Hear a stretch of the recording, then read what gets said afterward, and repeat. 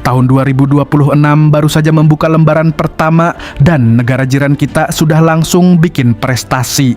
Bukan ekspor naik, bukan inovasi teknologi, tapi ekspor kapal ke dasar laut. Sebuah kapal nelayan Malaysia resmi ditenggelamkan oleh kapal patroli Thailand setelah masuk ke perairan mereka dan membuat situasi memanas. Ini bukan pertama kali kawasan kita heboh soal kapal Malaysia yang kelewatan garis. Indonesia juga sudah berkali-kali menangkap kapal berbendera Malaysia karena illegal fishing. Jadi kalau Laut Asia Tenggara punya grup WhatsApp, kapal model begini mungkin sudah diarsipkan dari dulu. Masalahnya selalu klasik, laut dianggap seperti halaman belakang yang bisa disinggahi kalau stok ikan menipis.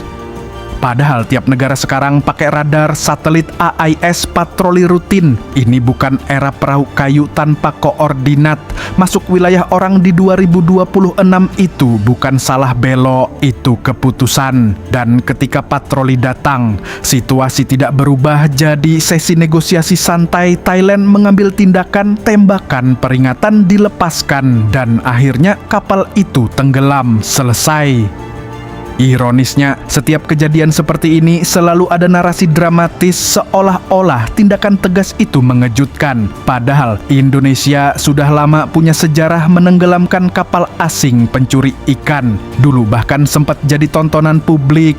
Bedanya, kali ini bukan Indonesia yang jadi pemeran utama. Rasanya seperti deja vu regional. Kapal masuk, patroli datang, tenggelam, headline muncul. Dan kalau ini sinetron, judulnya mungkin Cinta Terlarang di Perairan Teritorial.